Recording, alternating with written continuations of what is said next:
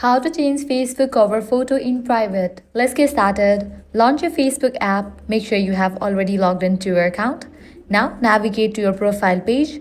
Once you're over here, scrolling down, you're gonna find all the uploaded photos and videos. Navigate to the cover photo. So this is my current cover photo. Now click on three dots. Select the option Edit Post. From here, you can make changes to your cover photo. You are able to add caption. Now clicking on the option of audience, you won't get other options. So if you try to set your current cover photo to the private, you won't get the option. But you are able to set your old cover photos to the private. Let me show you. Navigate to the old cover photo, click on three dots, select the option Edit Privacy. Now from here you can choose the audience. You can set it to friends, only me, friends except, specific friends.